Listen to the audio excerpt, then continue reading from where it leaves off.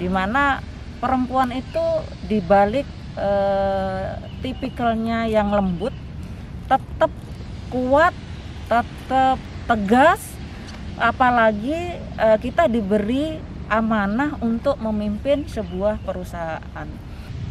Saya menghimbau seluruh perempuan yang ada di Indonesia, di sekitar saya, jadilah perempuan yang kuat.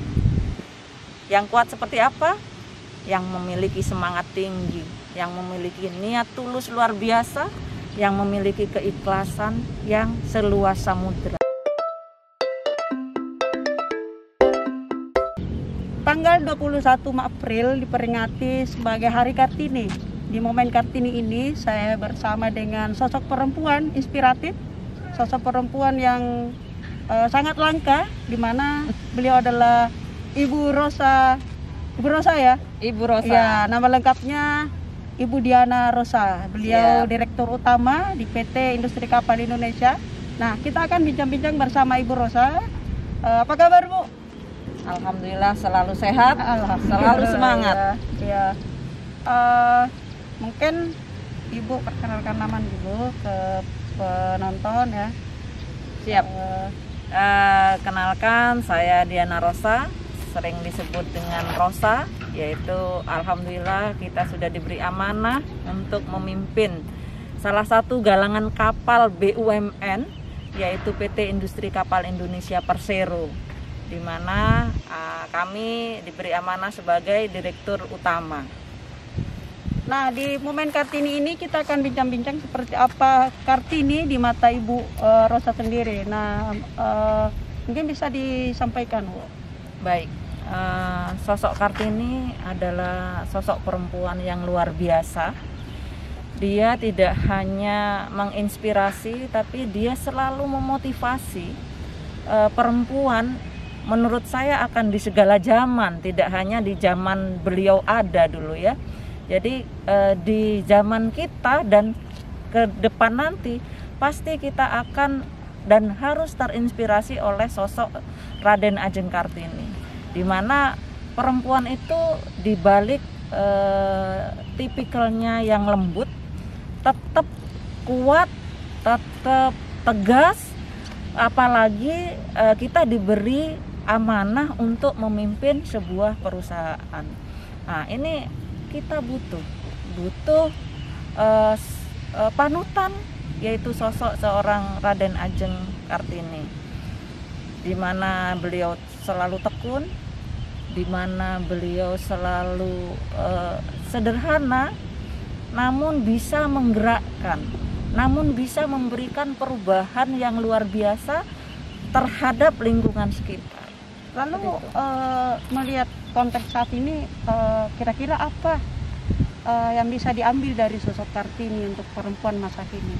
Ya, yaitu kegigihan.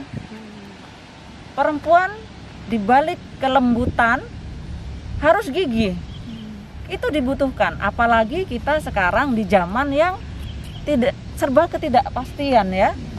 Covid, masalah ekonomi luar biasa, dan ini sudah masuk lagi masalah Ukraina Rusia.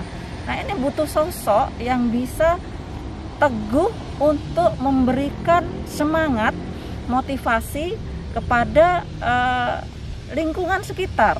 Apalagi sekarang saya di posisi untuk memimpin sebuah perusahaan yang pada dasarnya harus tetap aktif. Meskipun Covid, kita harus tetap aktif bekerja di luar untuk menyelesaikan proyek-proyek kapal yang ada. Nah, ini kita butuh sentuhan seorang pemimpin wanita yang tegas, ulet, tekun, namun tetap dengan penuh kasih sayang seperti sosok Ibu Kartini kita. Kalau di era sekarang, sebagai Ibu seorang pimpinan di perusahaan ini, kira-kira perempuan yang bisa dijadikan sosok Kartini yang jadi panutan kita saat ini siapa, Bu? Menurut Ibu ya? Di Indonesia? Ya. Banyak di sini, alhamdulillah. Jadi seperti yang saya sampaikan, bahwasannya Raden Ajeng Kartini akan selalu ada di segala zaman. Nah, kalau yang saat ini Ibu Menteri Keuangan Sri Mulyani luar biasa, beliaunya bagaimana dia bisa mengatur masalah keuangan negara ya, tapi beliau tetap mengayomi, tetap merangkul seluruh lapisan, tidak hanya di direktorat atau departemen keuangan. Kemudian pemimpin lainnya lagi Ibu Susi, sebenarnya beliau meskipun sudah tidak jadi menteri tapi mempunyai pengaruh yang besar dan memberikan motivasi untuk kita berubah lebih baik lagi. Kalau kita kembalikan ke profesinya Ibu nih di industri perkapalan, kira-kira tantangannya nih sebagai perempuan yang memimpin industri perkapalan nih. Ya, kita di sini ada di industri manufaktur yang keras, ya, dimana kita harus menggerakkan karyawan tim yang tipikal kerjanya memang luar biasa, panas, keras, dan selalu dikejar target. Oleh karena itu kami sebagai pemimpin perempuan harus bisa merangkul lagi, mengayomi, kemudian memotivasi bahwasannya dengan kelembutan yang kita punya sebagai perempuan, kita bisa mengarahkan tim kita untuk fight dalam berusaha, dalam berjuang tanpa takut dengan keterbatasan.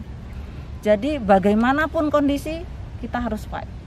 Nah, itu yang dibutuhkan oleh dari seorang pemimpin perempuan. Nah, kalau dikaitkan lagi nih kan kadang dia perempuan mendapat sebuah diskriminasi nih.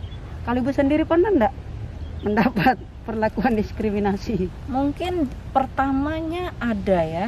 Pertama saya menggeluti dunia perkapalan.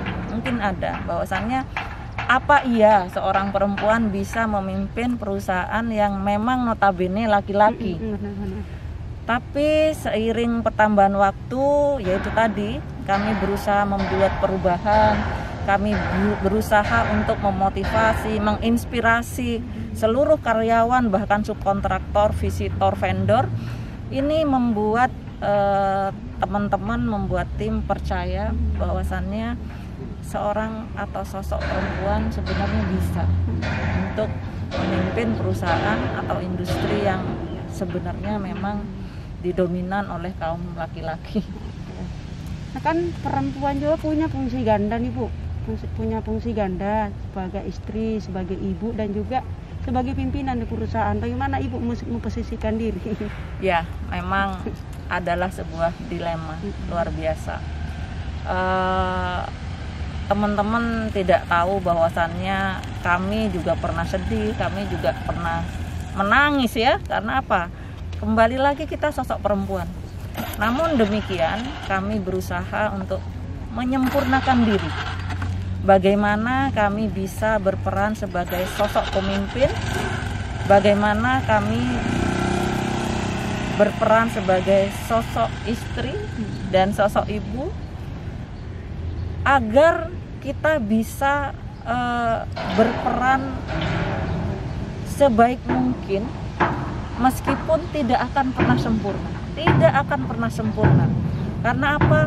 Waktu kita, pemikiran kita, perhatian kita sudah akan terbelah. Namun bagaimana caranya? Quality time itu kami terapkan. Bagaimana caranya memberikan pengertian kepada anak-anak bahwasannya ibunya adalah sosok yang harus berbagi perhatian, berbagi dengan perusahaan, kasih sayang dengan seluruh karyawan yang ada. Nah ini alhamdulillah tentunya dukungan anak-anak, dukungan suami luar biasa, sehingga saya bisa mencoba menyempurnakan semua di antara ketidaksempurnaan. Seperti itu. Lalu makna Hari Kartini menurut Ibu seperti apa nih? Momentum Hari Kartini itu mengingatkan saya kembali untuk introspeksi diri. Apakah kamu selama ini dan ke depan itu bisa meneladani seorang Kartini, yaitu yang seperti yang saya sampaikan tadi, bahwasannya saya bisa memberikan atau berkontribusi yang terbaik kepada perusahaan, kepada keluarga, kepada sekitar, di mana saya bisa tetap berpikir sederhana, merangkul karyawan, teman-teman sekitar, bagaimana kami sebagai pimpinan juga harus selalu bersosialisasi. Karena apa? Tipikal pekerjaan kami adalah teamwork, di mana teamwork itu akan tercapai, akan tercipta untuk solid apabila kita selalu merangkul tim, bersosialisasi seperti itu. Jadi kembali lagi, setiap momentum 21 April itu membuat saya sebagai seorang pemimpin dan sebagai seorang personal itu introspeksi diri. Kamu perempuan seperti apa nih? Kamu pemimpin seperti apa? Seperti itu. Nah, lalu di momen Hari Kartini ini ada tidak pesan-pesan Ibu terhadap perempuan Indonesia, pesan dan harapannya untuk perempuan Indonesia? Siap. Wahai seluruh perempuan Indonesia, khususnya di Makassar, Sulawesi Selatan, semangat, niat, tulus, keikhlasan itu adalah segalanya. Tidak akan ada gunanya kepintaran kita, kecantikan kita tanpa ada semangat, niat tulus, keikhlasan. Oleh karena itu, saya menghimbau seluruh perempuan yang ada di Indonesia, di sekitar saya, jadilah perempuan yang kuat. Yang kuat seperti apa? Yang memiliki semangat tinggi, yang memiliki niat tulus luar biasa, yang memiliki keikhlasan yang seluas samudra. Karena dengan modal itu, kita insya Allah akan bisa menjadi sosok perempuan yang bisa melindungi, mengayomi, juga memberikan pengaruh positif kepada lingkungan sekitar. Jadi, wahai perempuan Indonesia, kuatlah, ikhlaslah, terus berpikir positif.